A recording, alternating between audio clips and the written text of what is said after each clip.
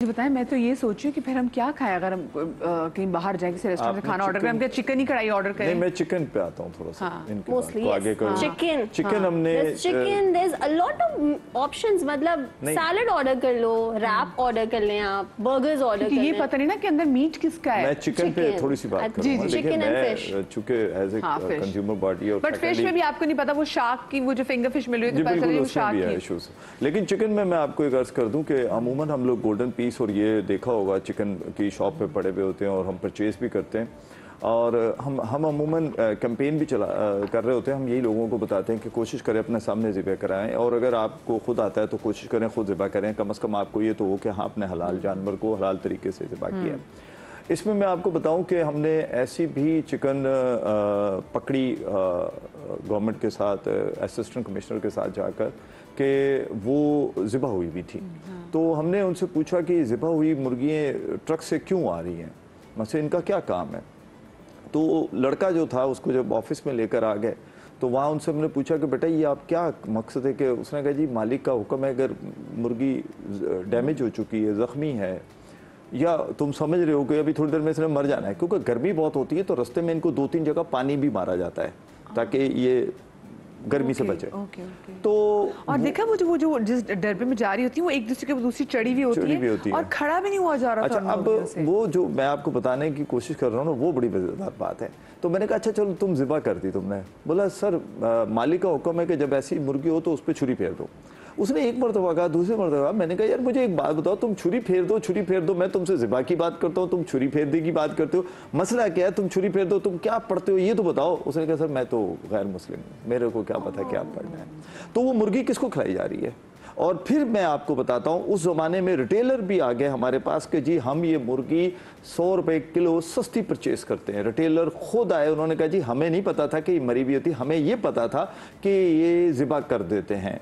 तो आप मुझे बताइए कि मैं और आप कहाँ तक बच सकते हैं। बेहतर है कि हमें मालूम होना चाहिए, जैसे बड़ी अच्छी बात की डॉक्टर साहबा ने भी, कि अवेयरनेस होनी चाहिए हमें कि भाई अगर आपने पैसे दे के लेने तो आप गोल्डन पीस के चक्कर में ना पड़े, चिकन ले लें अपने सामने। अब फिर दूसरा एक चीज़ और है, आपको नहीं पता जो ज़िबा कर दी गई है जो गोल्डन पीस है सब ठीक होगी, बीमार है, वैसे मुझे बताएं। गोल्डन पीस ये बना दिए गए हैं, बेसिकली मुर्गी बेचारी एक होती है, उसके बहुत सारे हिस्से कर दिए जाते हैं। गोल्डन पीस ये कहा जाता है कि जैसे अमूमन खवातीन घर में कुछ चीज़ें बना रही होती है तो वो चाहती है कि जो लेग पीस है वो थोड़ा तगड़ा मिल जाए, कि वो शायद ड्रम स्टिक्स और ये वो, प्लस वो जो उसके अपना चेस्ट पीस हो वो थोड़ा अच्छा हो। और फिर कुछ ऐसे तो बोनलेस के चक्कर में होता है तो बड़ी मुर्गी। अच्छा, जबकि बड़ी मुर्गी बहुत बड़ी हो जाती है वो नहीं लेनी चाहिए और ज्यादा छोटी भी नहीं लेनी चाहिए। अच्छा, मुझे पहले जो ना मुर्गियाँ उनमें बड़ी जान भी होती थी। मुझे याद है जब अब्बू के साथ कभी मैं बचपन में जाती थी और अब्बू जब मुर्गी खरीदने के लिए जाते थे, मुर्गी का गोश्त, तो वो जब मुर्गी को निकालते थे ना तो मुर्गी पूरा उससे ना रेजिस्ट करती थी। मुर्गी में ऐसे जान होती है, लड़ाई वो फुल। अच्छा, पूरा एक तमाशा था ना देखने के लिए। उसके बाद उसकी गर्दन पे वो जो ज़िबा करते थे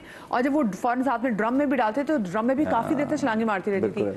अब ऐसा होता है कि मुर्गी पकड़ी, मुर्गी वैसे मुर्गी चलो कर लो, मुर्गी ऑलरेडी उसको आप ज़िबा करो, उसे ड्रम में डालना, कोई तड़पना तोड़ना वाला नहीं होता। छोटी सी ब्रेक के जनाब बाद मिलते हैं। गोश्त के वाले से भी बात करें, हम चाय के वाले से बात करें, बड़ा जरूरी है। और फिर सब्जियां जो आप खा रहे हैं आपको लगता है कि वो सही हैं जो हम सैलेड में खा रहे हैं। छोटी सी ब्रेक के बाद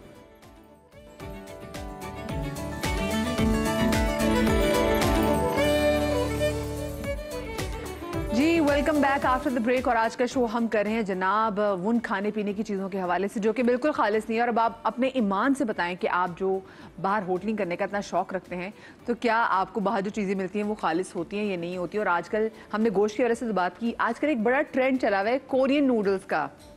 तो ये डॉक्टर ज़बाला मुझे बताएं ये क्या ये ठीक है?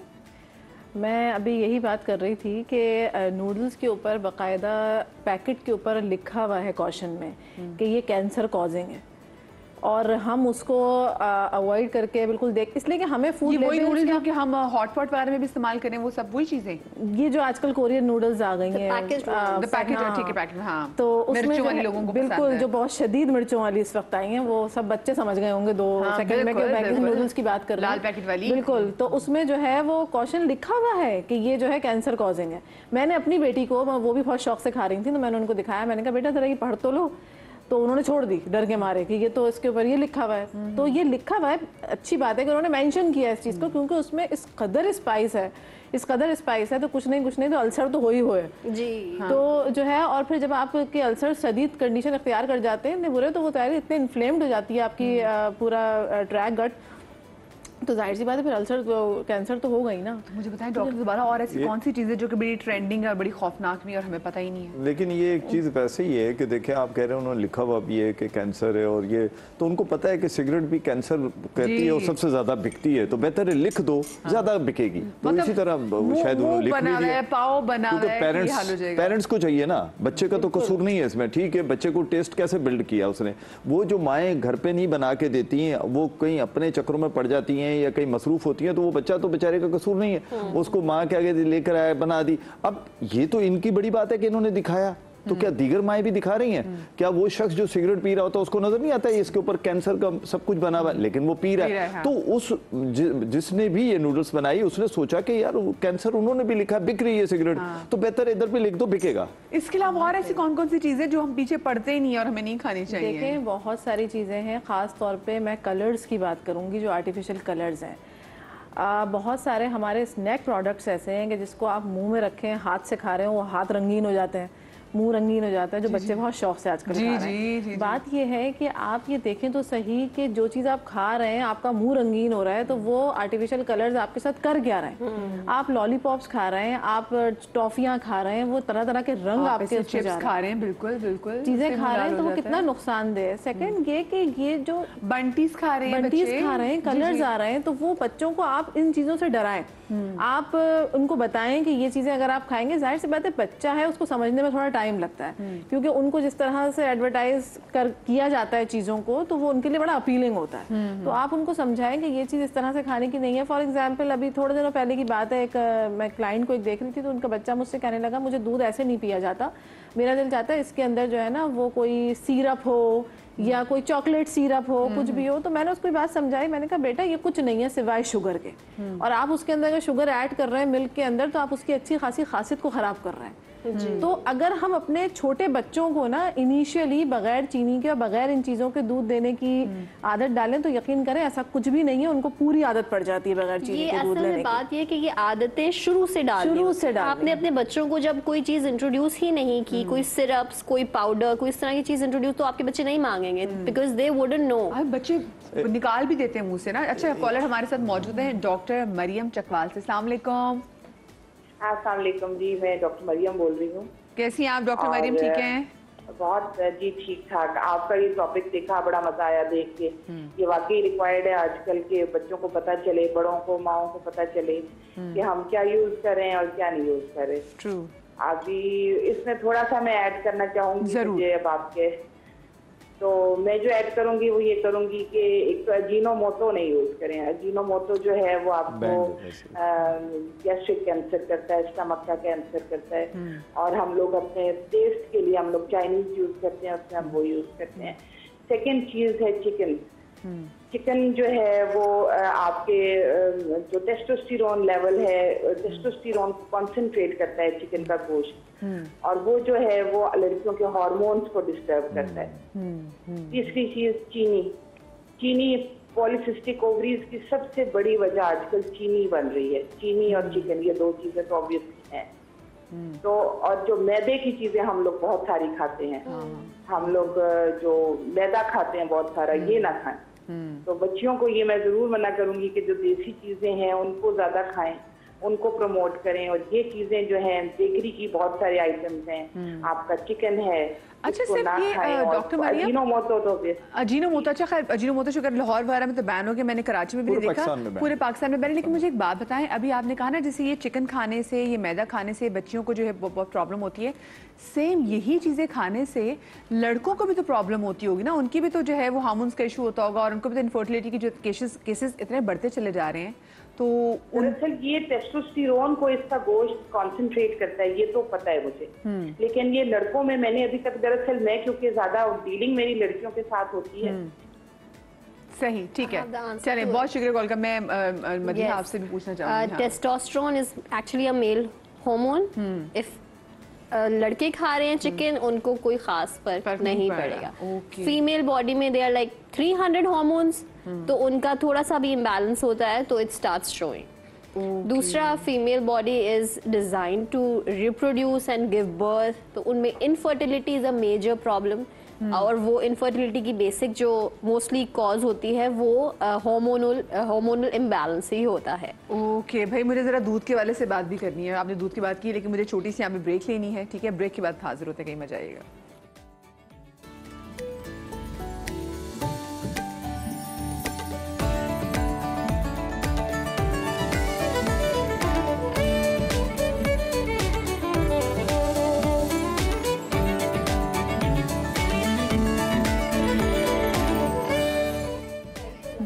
Welcome back after the break. भाई आज हमारा बड़ा हसास किस्म का टॉपिक है, क्योंकि बहुत सारी चीज़ें इसमें आ जाती हैं। हम जो खा रहे हैं वो भी, जो अपने बच्चों को दूध दे रहे हैं वो भी, जो हम दूध पी रहे हैं वो भी।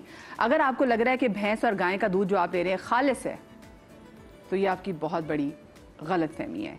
एक बाड़ा जिसमें आपको लगता है 5-6 गायें आपने रखी हुई हैं, और उसके बाद उस बाड़े से पूरे मोहल्ले को अगर दूध जा रहा है, तो ऐसा कैसे हो सकता है? क्योंकि दूध की तब वो ना क्वांटिटी तो अब ज़रा अच्छी बढ़ेगी ना जब वो बच्चा देगी, और उसके बाद फिर देखते हैं क्योंकि बच्चे तो कैसे उसको दूध आता है। अब उसका बच्चा भी ना हो, वो मुसलसल सारा साल दूध ही देती जाए, तो आप खुद भी सोचें कि आपको खुद भी परेशानी होती है कि ये क्या सीन है भाई, ठीक है ना? इस वाले से मैं चाहूँगी ज़रा बात करें, जो हम दूध हम पी रहे हैं तो क्या ये सही दूध है? और हम बच्चों को भी लगा देते हैं कि जी बच्चों को भी, हम खुद भी पी रहे होते हैं। हमें तो, क्योंकि एक बार ज़िंदगी में खालिस दूध पिया था, मेरा पेट ख़राब हो गया क्योंकि आदत ही नहीं पीने की। बिल्कुल, देखें, एक तो चीज़ ये है कि दूध के खालिस होने पे तो हम कुछ भी नहीं कह सकते। इस वक्त जो हालात चल रहे हैं, हमें कुछ नहीं पता कि डब्बे का दूध खालिस है कि गवाले का दूध खालिस है, हम कुछ भी नहीं कह सकते। अब सवाल ये होता है कि आखिर हम करें क्या, ठीक है? तो हमारे पास जब ऑप्शंस नहीं है ना, तो हमें फिर वही चीज़ कंज्यूम करनी पड़ती है। अब जो बात आपने कही कि अगर बहुत खालिस होता है दूध तो पेट खराब हो जाता है, मैं यहाँ पे सजेशन ये देना चाहूँगी बच्चों के हवाले से, चाहे वो छोटे बच्चे हों या बच्चे ऐसे हों कि 8 साल के 7 साल के, बस इसमें आप दूध को डाइल्यूट करके दें। अमूमी तौर पे जो दूध के अंदर शुगर होती है ना, वो लैक्टोज कहलाती है, ठीक है? प्रोटीन केसीन कहलाता है और शुगर लैक्टोज कहलाती है। तो अमूमी तौर पे बच्चे लैक्टोज इनटॉलरेंट होते हैं। इसका मतलब क्या है कि वो शुगर जो बॉडी में जा रही है उसको ब्रेक करने वाला एंजाइम मौजूद नहीं है, उसकी वजह से डाइजेशन जो है वो प्रॉपर्ली नहीं हो पाती। तो ऐसे बच्चों को आपने देखा होगा, कॉलिक भी होते हैं, बिल्कुल ऐसा ही है। और लैक्टोज इंटॉलरेंसी के लिए उनको लैक्टेज एंजाइम दिया जाता है, जो डॉक्टर्स ड्रॉप्स में देते हैं अलग से। अच्छा। कि आप बच्चे को अगर फीड भी करा रहे हैं तो आप पहले से उनको ड्रॉप पिला दें, फिर आप फीड कराएं, क्योंकि हमारे दूध में भी लैक्टेज जो एंजाइम है, लैक्टोज जो है वो मौजूद है।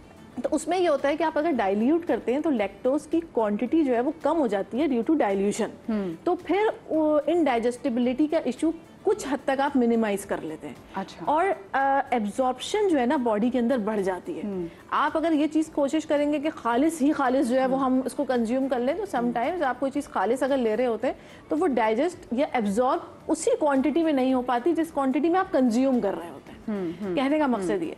तो अगर आप ले भी रहे हैं तो आप उसको डाइल्यूट करके लें, लेकिन हमारे पास इस चीज़ का कोई हल नहीं है, सॉरी टू से, कि हम कौन सा दूध लें आखिर। क्योंकि हम जिस मुल्क में रह रहे हैं वहाँ अगर ये चीज़ें हो रही हैं तो ये हमारे कंट्रोल में नहीं है। अच्छा, being a nutrition doctor Madiha, आप वैसे क्या लोगों को सजेस्ट करती हैं कि लोग डब्बे का दूध पिए या वैसे दूसरा दूध पिए? कौन सा दूध जो है ना वो कहते हैं कि ज़रा कम रिस्की होगा, ये बताते हैं? व्हाट आई टेल, मैं जो लोगों को बताती हूँ ये बताती हूँ कि अगर गाय का दूध है तो गाय वो अपने बच्चे के लिए दूध बना रही है, वो इंसान के बच्चे के लिए दूध नहीं बना रही है। सबसे जो बेहतरीन बच्चों के लिए ग़िज़ा है वो 2 साल तक तो माँ का दूध ही है, लेकिन उसके बाद भी बच्चे दूध पीते हैं, ऑब्वियसली उनको कैल्शियम की नीड है, विटामिन डी चाहिए। अच्छा, अगर माँ फीड नहीं करा पा रही, ठीक है, because of lots of other reasons, माँ को फीड नहीं आती, जो लोग एक्सेप्ट नहीं कर पाते कि ऐसा हो ही नहीं सकता, तो बेचारी फिर वो क्या दें? फॉर्मूला हमारे मुल्क में फॉर्मूला इसीलिए बनाया गया है, और पता नहीं कितने 4-5 दिहाइयों से हम देख रहे हैं फॉर्मूला मिल्क मौजूद है। फॉर्मूला इसीलिए बनाया गया है कि जो माएँ अपने बच्चों को फीड नहीं,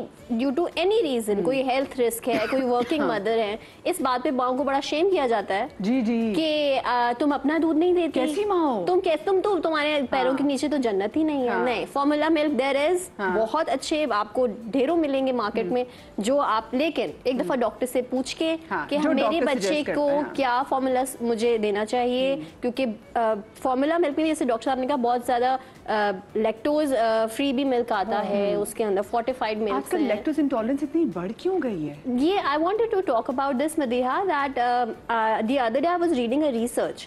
Mothers who are expecting, जो जिन्होंने कंसीव किया हुआ है, जो प्रेग्नेंट हैं, अगर वो दूध पीती हैं, किसी भी किस्म का दूध पीती हैं, तो उनके बच्चों में बहुत कम चांसेस होते हैं लैक्टोज इंटॉलरेंस के। Okay, this is a new research that I was अगर आल्सो वो खुद पी रही सरप्राइज्ड। है तो अगर वो हाँ। खुद दूध पीती हैं व्हाइल दे आर प्रेग्नेंट, तो उनके बच्चों में लैक्टोज इंटॉलरेंस का रिस्क बहुत कम हो जाता है।